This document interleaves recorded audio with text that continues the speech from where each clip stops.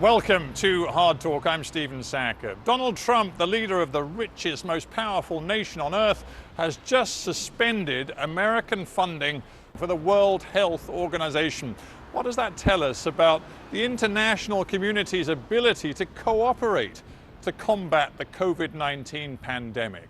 Well, my guest today, in an exclusive interview, is the former British Prime Minister, Gordon Brown. He's pushing hard for a much bigger international response. But what chance does he have, given the current geopolitical climate?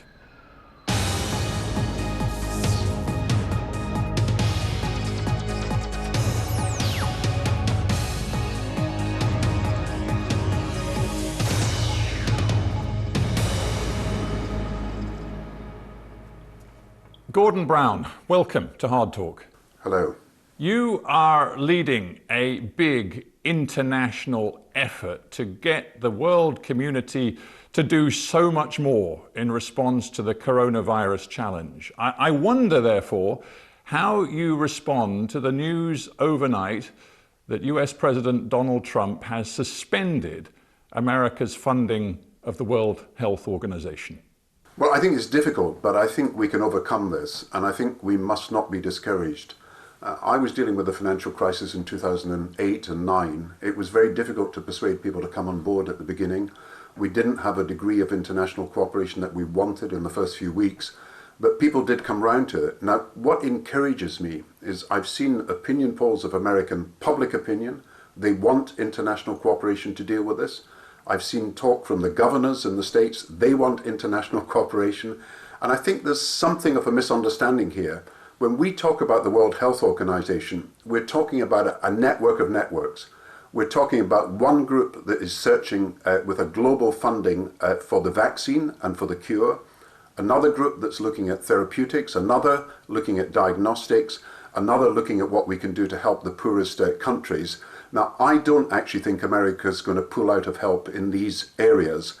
I think this is domestic politics coming through into international actions, but I do think that when we start looking at pledging on health, we can go around the world. You'll start with the European Union, Britain, Norway, then Japan, then Canada, then Korea, then Africa pressing for it, and I do think that we will get the funds in that are necessary over the next few weeks. And I do think it's a test. It's a test of whether in our generation's rendezvous with destiny, we're not going to be condemned to the condescension of posterity by failing to act. So I am discouraged, of course, but I'm not giving up. And I do think we'll get the international cooperation we need. But the sooner the better. Let me quote you the world-renowned development expert, Professor Ian Goldin, who said this: stopping funding for the WHO, as Trump has, is as bad as cutting the budget for the fire brigade while unprecedented fires are raging. Would you agree? Well, with I think it's, you could even put it worse, that this, what some people will call the sabotage of the World Health Organization, is actually an act of self-harm on the part of America. Because to deal with this locally in any country, we've got to act globally.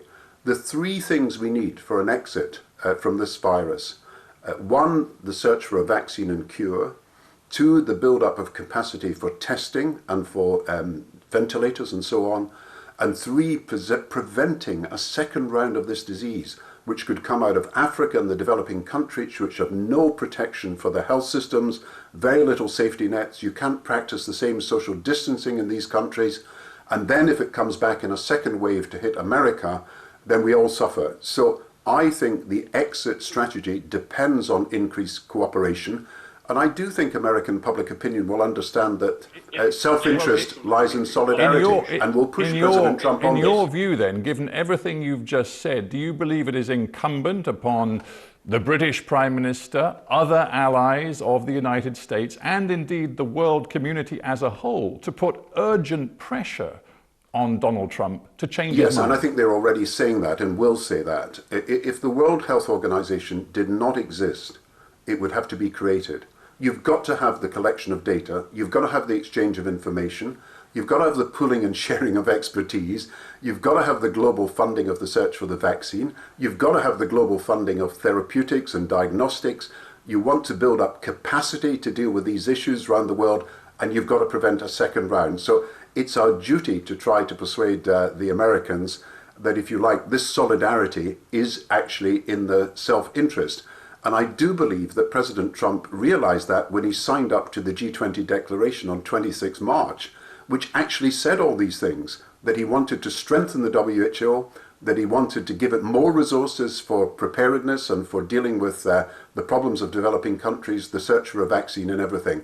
President Trump actually signed up to that on 26 March, and he should be held to that by his G20 colleagues. Let me ask you bluntly, do you see President Donald Trump as the biggest obstacle to ramping up international cooperation to fight coronavirus right now? What I see is our failure to come together. Look, I had to deal with the 2009 financial crisis, and what I learned from that is it wasn't enough for me to say in Britain, I'm doing what I can, I'm doing the best I can. It wasn't enough for the IMF or the World Bank to say, we're doing what we can, we're doing our best.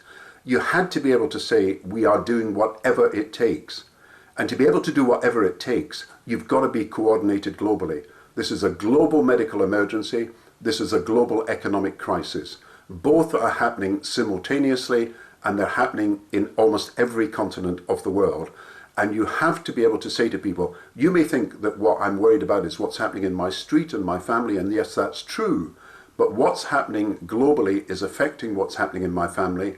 And the only way to prevent what is happening to our family continuing and being subject, for example, to a second wave of the virus is to act globally. So it's not one person, it's the general idea that has gone out of fashion that we should be cooperating when we have a global problem that is to be dealt with. Global problems need global solutions, and we don't need to rerun the debate between globalists and nationalists. We've got to persuade people issue by issue that it makes common sense. It is in your self-interest for this cooperation to happen.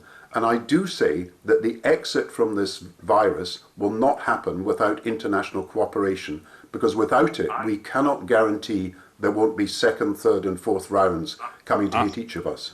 I hear that message loud and clear, but you have to accept the world as it is, not as you wish it to be.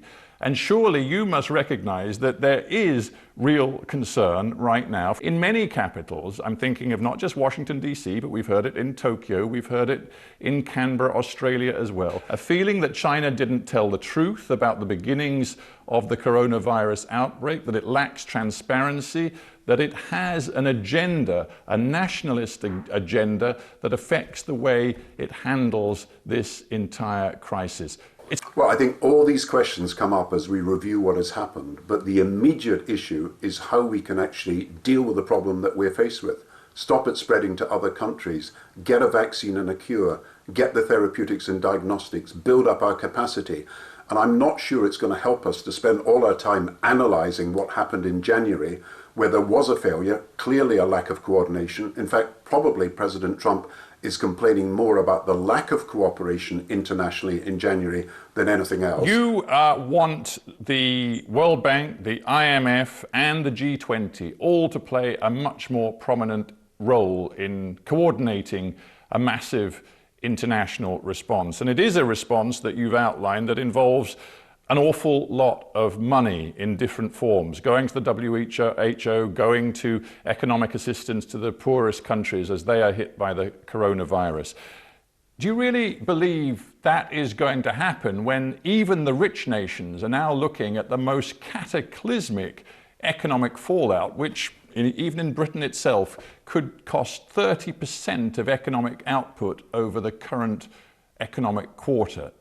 People do not feel able right now to consider a massive boost to international assistance. Well, I think you've answered your own question, because the only way out of this economic global crisis is by global action.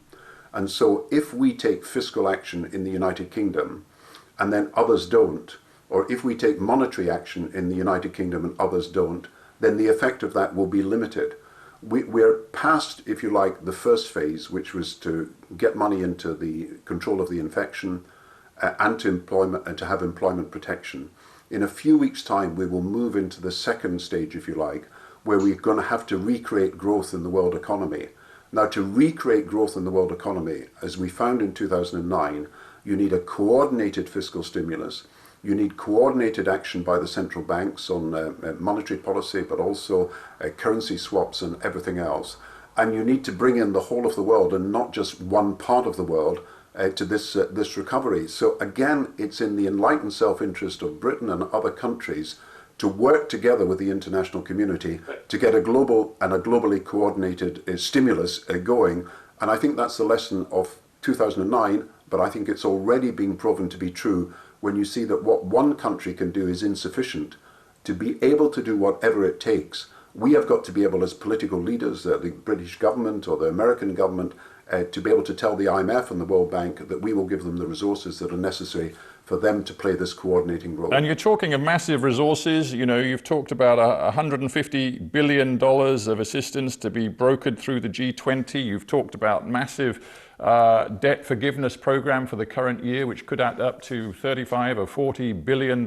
These are huge sums. Just take would involve the debt interest to start with, because I've got an article with Larry Summers showing that if we could relieve the debt interest payments of the poorest countries, they are now spending more on that than they are on their health systems. If we can help them prepare their health systems for what is an accelerating epidemic in their countries, then we might prevent a second round of disease coming into the West. So it's not only in their interest that this happens, it's in our interest. And when you think of the debt relief, I think we're talking in the order of something like 30 or 40 billion, compared with the 2 trillion that America is already spending itself on its own economy. This is a relatively small sum given a 90 trillion global economy. But just think of the difference it makes if you can now spend on health protection instead of having to spend on these debt interest payments. And I think most people now agree that that has got to be done for the poorest countries. Only works if world leaders get it in the way that you describe, in terms of the interdependence of the entire global community and the idea that the entire sort of global chain is only as strong as its weakest link. But the indications are they don't get it. And I would just point you to the fiasco that we saw around the last virtual meeting of the G7, when they couldn't even agree a joint declaration because the Americans insisted on describing it as the Wuhan virus, which others wouldn't sign up to. This is the reality of our world today. Stephen, I'm not naive about this. Look, we've got America first, we've got China first, we've got India first, we've got Russia first.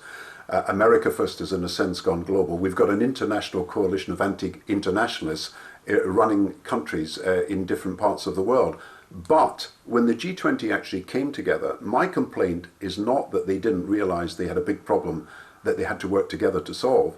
My complaint is that having realized that and set it out in a communique, the follow-through is not there.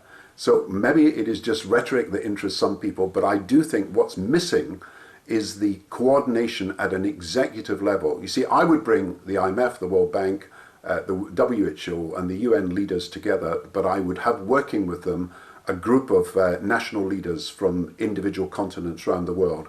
And I would form that into an executive like the G20, which met in 2009. And day-to-day and week-to-week decisions in some areas could be devolved to these people. And then we get on with the business of doing what they said they would do when they met on March the 26th, but haven't actually yet followed through. And that would be, for example, putting this $8 billion, which is only $1 per person, $1 per person around the world, behind the search for the vaccine and cure.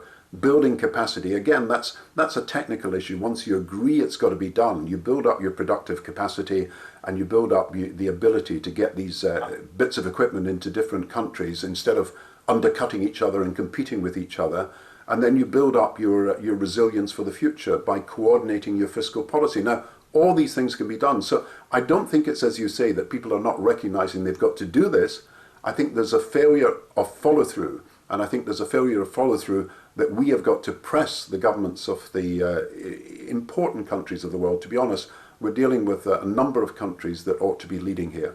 I think everybody around the world watching and listening will appreciate your concern for the poorest in the world, the most fragile communities who could and do stand to be hit hardest by coronavirus unless the world acts. I get all Stephen, that, but I just want you to reflect. If I may put my point correctly, if I'm sitting here in Scotland and you're sitting in London, you're asking yourself all the time, what does it mean for my family and my community and my neighborhood? And you're right to do so, because I am worried and I am anxious about what's happening in my local area, and so are you. But you've got, I think, to paint the bigger picture that if this is a global crisis and it's a global medical and economic emergency, you protect yourself in your own area, in your own family, in your own homes, not simply by acting locally and nationally. You've got to act globally. You cannot get out of this without a vaccine. You cannot get out of this without better diagnostics. You can't get out of this without preventing a second round. And if I can remind people that these problems have got to be resolved globally as well as locally and nationally, then this interview serves a purpose. I want you to reflect on something a little bit different. What does it say about governance around the world that right now many people probably feel safer living in Seoul or Taipei or Beijing than they do in London or New York? Is there something that we are learning about systems of governance, about attitudes to the state, about attitudes to central authority that is actually quite damaging to notions of liberal Western democracy and suggests that the most effective form of government may be something else? Certainly there is an issue about government intervening quickly to do testing, tracking, and that does raise issues about private privacy. And certainly the case from Korea, Taiwan, and some other countries is, but also from Germany, is that by tracking and testing, they've done a lot better. But there is another set of issues about the social contract, about people who are vulnerable and whether they're protected. And I think we're going to see a wholesale reassessment of the social contract as well. Whether people are prepared to accept the risks without security that happen not just in some parts of Asia, but also in America, where people have to take more risks and there is less welfare and social security provision. That's going to be an issue.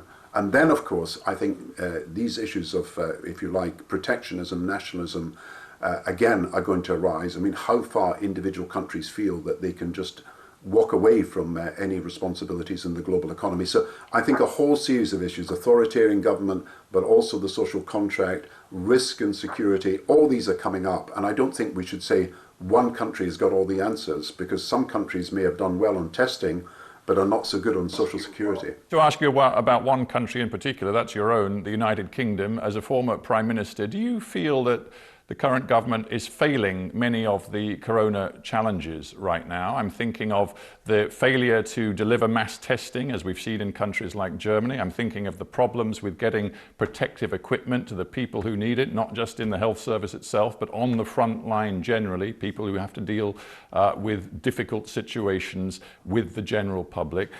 There are many ways in which one looks at Britain. One sees a country which may well have the highest death toll in Europe when the final count is done, and one may conclude Britain's failing the test. Well, any discussion of what's happening here must start from my worries, my sympathies for all those people who are facing bereavement and all those people who are suffering as a result of having this virus. And I feel particularly for people who are in the front line, who are putting themselves in danger to save lives. They're risking their lives. So I think any debate about what's happening in our country has got to start from our understanding of the difficulties that so many people are facing, trying to help save lives and trying to help also save livelihoods. You know, there will be a time when people are going to review what happened and what happened in January and February and March, what happened in the assessment of what was the right policy on testing and herd immunity and so on. If you don't mind, Mr. Brown, I'm asking you for your judgment. Because there will be a time when we'll have to review the evidence, but this is not the right time. The time at the moment is not to be, if you like, critical. The time is to be constructive. The time is not to look back so much as looking forward. And my role in this is to emphasize my experience of having to deal with a previous crisis, which was smaller in actual practice. It was less complicated because it wasn't it was an economic crisis, and this is a health crisis and cannot be solved without solving the medical problems first. And my experience is that you have got to cooperate more successfully at an international level, and that's the message I would like to get across to the government. Well, I think we've heard that message. I just want to be clear on one thing. The new leader of your Labour Party, Keir Starmer, has said the government, the British government, must come clean on its exit strategy. Am I to understand from what you've said about exit strategies with me today that you don't believe there can be any return to anything like normality until a vaccine has been found and delivered to the public? What I said was that there were three elements of an exit strategy that required international cooperation, and the three are the search for a vaccine, but that may be preceded by having better testing equipment and may be preceded by having these better diagnostics that would enable us to identify who was a carrier of the disease and so on and so forth. And of course, an exit strategy depends on preventing a second round of the disease. As you know, at the moment, many people are very worried that this disease will come back. If it is flattened in April and May, will come back in September, October.